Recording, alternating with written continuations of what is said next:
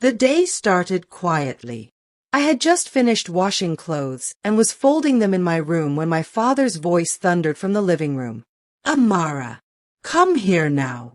The urgency and anger in his tone made my stomach knot. I dropped the shirt I was holding and rushed out. Dad stood in the middle of the living room, his face hard, eyes blazing like he had just discovered the greatest betrayal of his life. "Where is my $25,000? For a second, I thought I had misheard him. "What? Don't what me? "The money I kept in my drawer yesterday is gone." "Where is it?" I turned instinctively to my mother, who was seated on the couch. She didn't meet my eyes. Her head was slightly bent, and her hands were clasped tightly in her lap. "Dad, I don't know anything about your money," I said softly, trying not to cry. "Don't lie to me, Amara."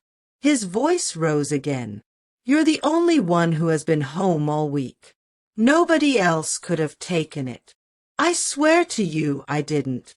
"Enough," he snapped. "Get your things and leave my house. I will not keep a thief under my roof." My chest felt like it was caving in. "Daddy, please." "I didn't take it." "Out," he bellowed, pointing to the door.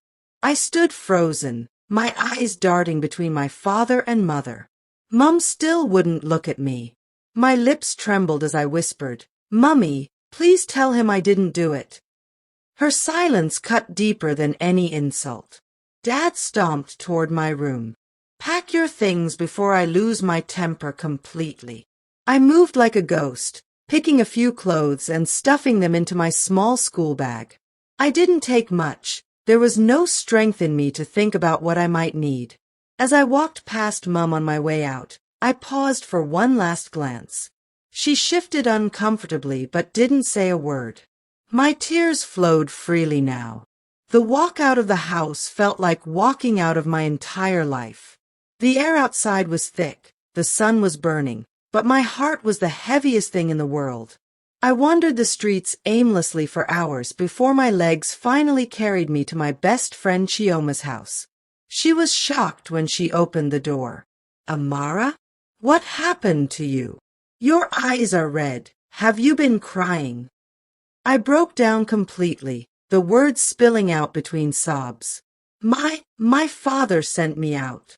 He said I stole his money." "What? That's impossible.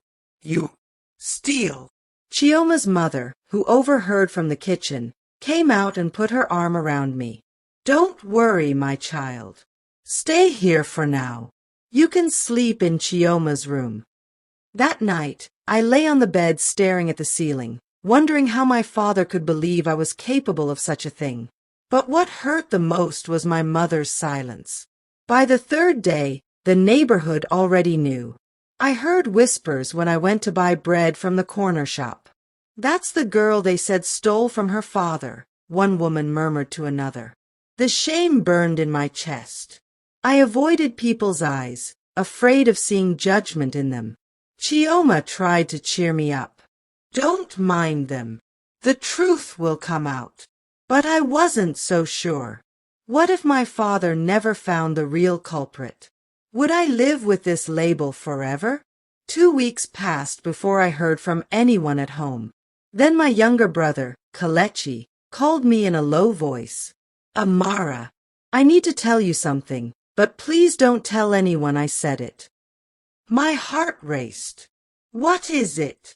He hesitated. "It wasn't you who took the money. It was Mum."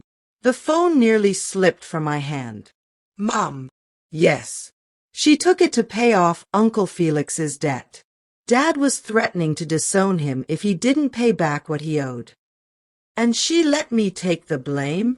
I whispered in disbelief. I think she was scared to tell Dad. But now he knows. They fought about it yesterday. The next day, there was a knock on Chioma's front door. When I opened it, my father was standing there. His face looked older, as if the last 2 weeks had taken a toll on him. "Amara," he said quietly, "can we talk?" I didn't move. "Talk about what?" How you threw me out without proof." His eyes dropped to the floor. "I was wrong. Your brother told me everything.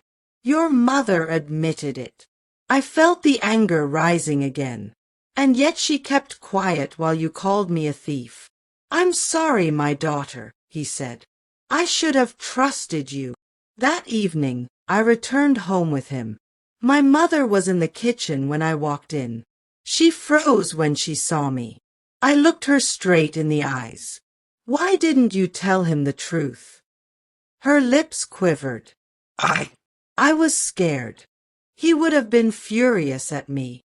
"And instead, you let him throw me out," I said, my voice breaking. Tears filled her eyes, but I didn't feel comforted. The wound was too fresh. Word spread quickly that I hadn't stolen anything. Suddenly, the same people who whispered about me in the shop now smiled and greeted me warmly.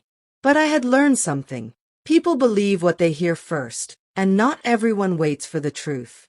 Chioma hugged me when I visited her. "See, I told you the truth would come out." "Yes," I said, "but the damage is done." Things at home didn't return to normal. My father tried to be kinder. My mother acted like she was walking on eggshells, but I had built a wall around my heart. At night, I'd lie in bed wondering, if it happened again, would they still believe me? Trust, once broken, doesn't heal easily. Months later, Dad called a family meeting. "I want us to move past what happened," he said. "We're still a family." I nodded. "I forgive you both, but I can't forget. One day, maybe, the pain will fade. But for now, I just need time." Mom reached for my hand. "Thank you for forgiving me." And in that moment, I realized something. Forgiveness wasn't about pretending it never happened. It was about choosing not to let it destroy me completely. Even though my parents said they wanted us to move past it, the air in the house was still heavy. Mom avoided staying in the same room with me for too long. Dad tried to act normal, but I could see the guilt written on his face. Every time we sat for dinner, there was a silence that swallowed the sound of clinking spoons. My younger brother tried to make small jokes, but nobody laughed much. I kept telling myself to forgive, but my heart wasn't ready to let go. One Saturday morning, I overheard my father telling Mum, "Felix still hasn't thanked us for clearing his debt. He acts like it was nothing." That was the first time anger at my uncle burned inside me. Without his debt, none of this would have happened. A week later, I saw him at a family gathering. He grinned at me like everything was fine. "Ah, Amara, my favorite niece." I looked at him coldly. "Do you know I was sent out of the house because of your debt?" His smile faded. I didn't know it got that bad." Uncle Felix followed me outside. "Listen, I'm sorry. I didn't think it would cause this kind of trouble." I folded my arms. "You didn't think? My life was almost destroyed because Mum took money for you and kept quiet." He scratched his head. "I'll try to make it up to you." "Don't bother," I said. "Just don't put this family in that kind of mess again." I walked away, leaving him standing there. Even months later, I could still feel the eyes of certain neighbors on me. Some had heard the truth, but not all cared enough to update their gossip. Once, I overheard a woman tell another, "They say she didn't do it, but you never know." It stung, but I learned to walk past them without flinching. I wasn't living for their approval anymore. One evening, Dad knocked on my bedroom door. "Amara, can we talk?" He sat at the edge of my bed, holding a small box. Inside was a necklace with a simple silver pendant. "I bought this for you. Not because it will fix what I did, but because I want you to know I love you, and I'm ashamed of how I treated you." I held the necklace in my hand. "Thank you, Dad. I'm still hurt, but I appreciate this." One night, Mum came into my room after everyone had gone to bed. She sat down, her eyes glistening. "I've been meaning to tell you. I froze that day because I've never seen your father that angry. I was terrified he'd walk out on me if I told him the truth. I stayed quiet. She sighed. I realize now I chose fear over protecting my own daughter. I'm sorry, Amara. Truly. For the first time since it happened, I saw her not as my mother who betrayed me, but as a flawed human being.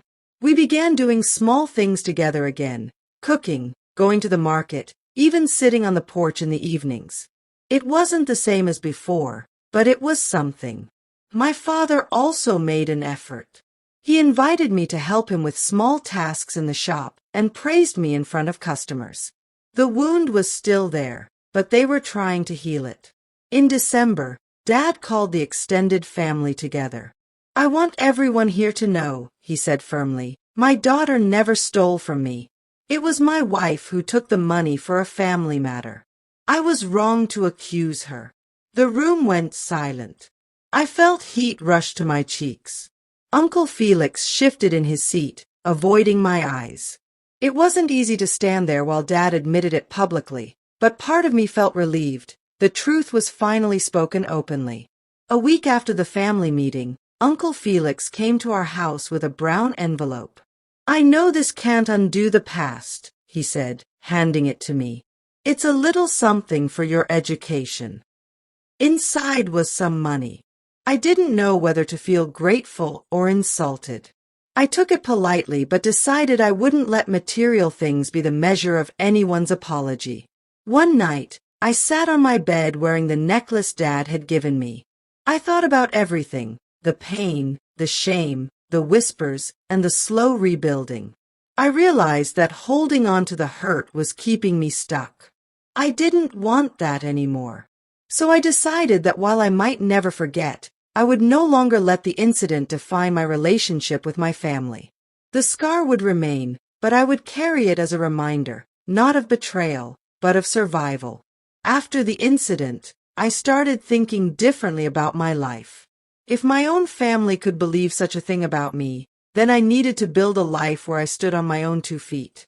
I began saving every small amount I earned from helping Dad in the shop and doing small side jobs for neighbors. One afternoon, Chioma told me about a small clothing store looking for an assistant. They pay weekly, she said. I applied and got the job. It wasn't much, but it gave me independence. For the first time, I had my own income that didn't come from home. Working in the shop gave me more than money. It gave me confidence. I met new people who didn't know my past. Nobody whispered about me there. They saw me for who I was, not for what I was accused of. One evening, Dad visited me at work.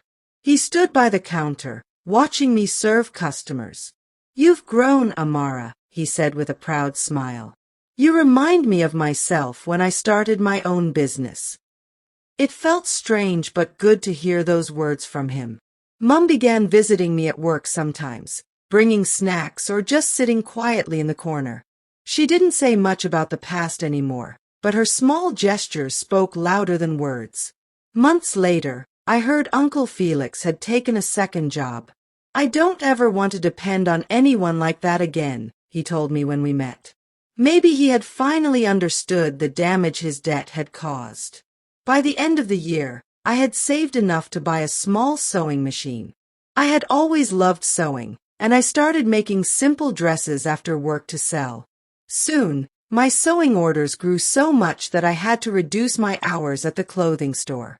My father noticed and offered to let me use a corner of his shop to display my work. Working alongside Dad again felt different this time. He asked my opinions, listened to my ideas, and never doubted my honesty again.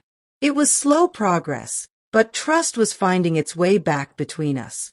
One Saturday, a customer I had made a dress for came back with a big smile. You're talented, young lady. Keep going, and you'll have your own fashion store one day. Hearing that filled me with determination. Looking back, I realized that being falsely accused had taught me something priceless. Never let someone else's view of you define who you are.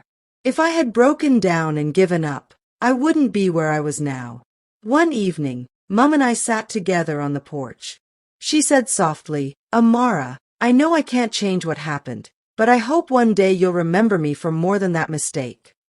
I took her hand. I already do, Mum. We're moving forward. On my 21st birthday, Dad stood up in front of the whole family and said, My daughter is not only honest, she is strong and hardworking. I am proud of her. It was the apology I had longed for, not just to me, but in front of everyone. 2 years later, I opened a small tailoring shop of my own. My parents came for the opening, standing together with pride. The shop was more than a business. It was proof that I had risen above the shame and hurt. Sometimes, I still remember the day I was thrown out, the silence of my mother, and the burning shame. But now, those memories don't break me. They remind me of how far I've come. I learned that forgiveness doesn't erase the past. It sets you free from it. And in freeing myself, I built a life where no accusation, no betrayal,